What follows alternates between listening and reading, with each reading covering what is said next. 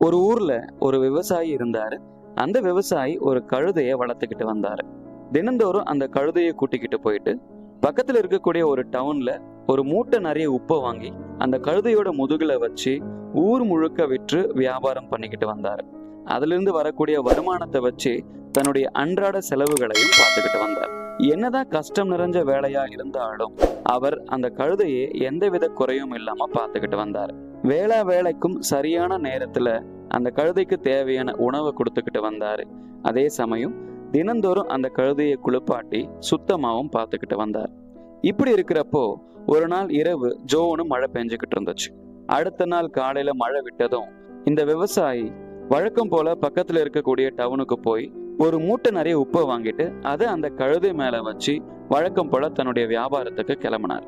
அவர் போற வழியில ஒரு காட்டை கடந்து போகக்கூடிய ஒரு சூழ்நிலை இருந்துச்சு.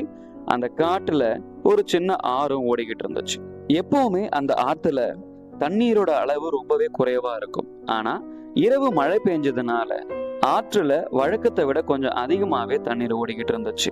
இதனால அந்த விவசாயி அந்த கழுதைய ரொம்பவே பத்திரமா புடிச்சுக்கிட்டு பொறுமையா அந்த ஆத்தை கடந்து போய்கிட்டு இருந்தார். இப்படி போறப்போ தண்ணீர் அதிகமா இருந்ததுனால அந்த உப்பு மூட்டையோடைய ஒரு பகுதி தண்ணியில நனைஞ்சுக்கிட்டே வந்துச்சு. அது உப்பு இல்லையா, தண்ணியில பட்டதும் கொஞ்சம் கரைய ஆரம்பிச்சிச்சு. இந்த கழுதையோ ரொம்பவும் பொறுமையா நடந்து அந்த விவசாயி பின்னாடியே போய்கிட்டு இருந்துச்சு. மூட்டையும் தண்ணியில நனைஞ்சுக்கிட்டே வந்துச்சு. ஒரு வழியா அந்த விவசாயியும் கழுதையும் பத்திரமா அந்த ஆத்தை கடந்து கரை சேர்ந்தாங்க.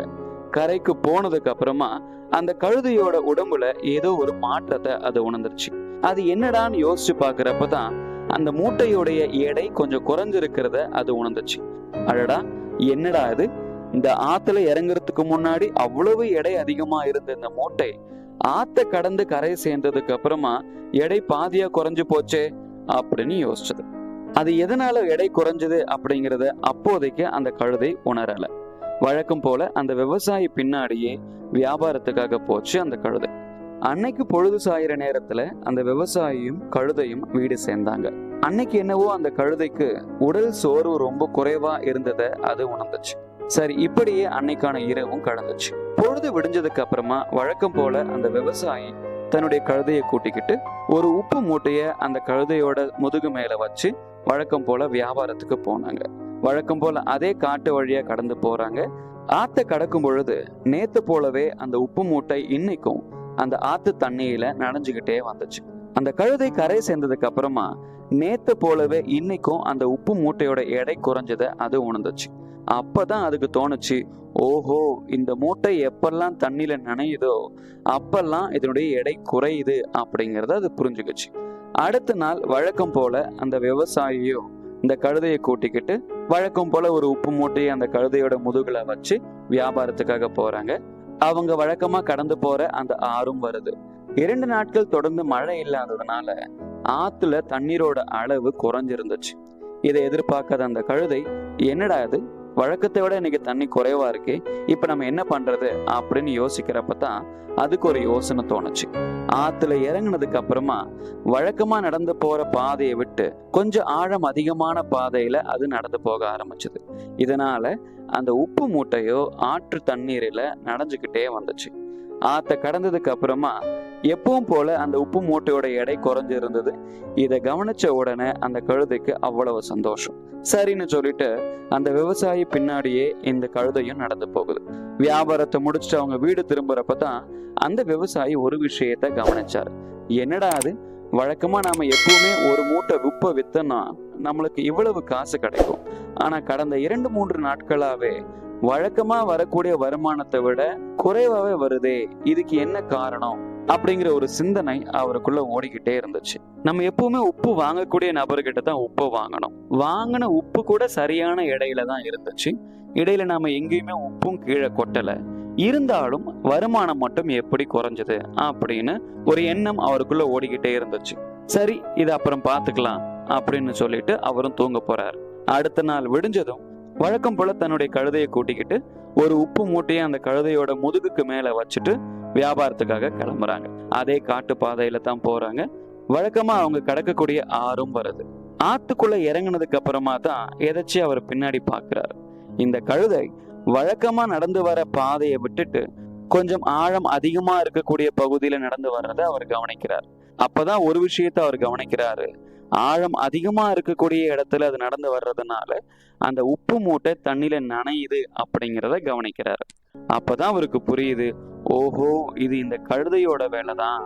இந்த கழுதை தான் சுமந்து வர உப்பு மூட்டையோட எடையை குறைக்கிறதுக்காகத்தான் வேணும்னே இப்படி ஆழம் அதிகமான தண்ணியில நடந்து வருது அப்படிங்கிறத கண்டுபிடிச்சிட்டார். 2 பேரும் கரையை சேர்ந்ததுக்கு அப்புறமா வழக்கம் போல வியாபாரத்துக்கு போறாங்க. அன்னைக்கான வியாபாரத்தை முடிச்சுட்டு பொழுது சாயிற நேரத்துல வீடு திரும்புறாங்க.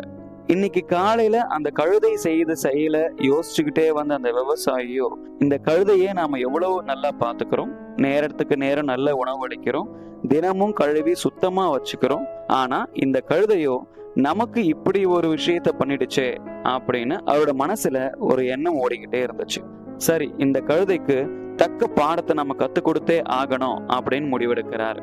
அடுத்த நாள் விடிஞ்சதுக்கு அப்புறமா வழக்கம் போல அந்த விவசாயி தன்னுடைய கழுதையை கூட்டிக்கிட்டு அந்த கழுதையோட முதுகுக்கு மேல உப்பு மூட்டைக்கு பதிலா பருத்தி மூட்டைய வச்சு கூட்டிக்கிட்டு போறார். இது தெரியாத அந்த கழுதையோ நாம ஒரு உப்பு மூட்டையை தான் சுமந்துகிட்டு போறோம் அப்படிங்கிற எண்ணத்துல போய்கிட்டு இருந்துச்சு.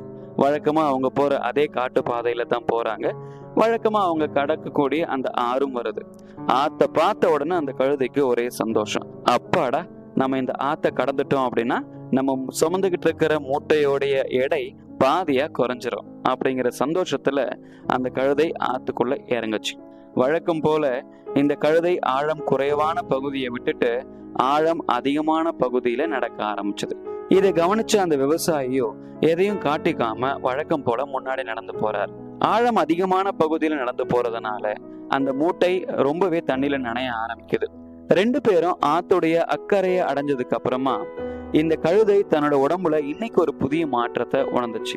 மூட்டையில் இருக்கக்கூடிய பருத்தியோ அதிகப்படியான தண்ணியை உறிஞ்சதுனால அதோடைய எடை பல மடங்கு அதிகமாயிருச்சு. வழக்கத்தை விட ஒரு 3-4 மடங்கு எடை அதிகமான அந்த மூட்டைய அந்த கழுதையால சுமக்கவே முடியல.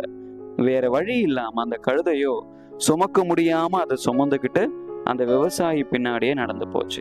இந்த விவசாயிக்கோ இதை பார்த்து ஒரே சந்தோஷம். அன்னைக்கு பொழுது சாயிற நேரத்துல 2 பேரும் வீடு திரும்புறாங்க. வீடு திரும்பின அந்த கழுதைக்கோ வழக்கத்தை விட சோர்வு பல மடங்கு இருந்துச்சு. அது மட்டும் இல்லாம அதிகப்படியான உடல் வலியும் இருந்துச்சு. அப்பதான் அது ஒரு விஷயத்த யோசிச்சது, நாம இத்தனை நாள் செய்த தவறுக்கான பாடம் தான் இது அப்படிங்கிறத உணர்ந்து தன்னுடைய தவறுக்கு ரொம்பவே வருத்தப்பட்டுச்சு. இவ்வளவு தாங்க இந்த கதை. இந்த கதையிலிருந்து நாம என்ன தெரிஞ்சுக்கணும் அப்படின்னா, நாம எப்பவுமே நாம செய்யக்கூடிய கடமையிலிருந்து தவறக்கூடாது. நம்ம கடமையை நம்ம சரியா செய்ய தவறணும் அப்படின்னா அதற்கான பின் விளைவுகளை நாம தான் அனுபவிப்போம் அப்படிங்கிறது தான் நிதர்சனமான உண்மை.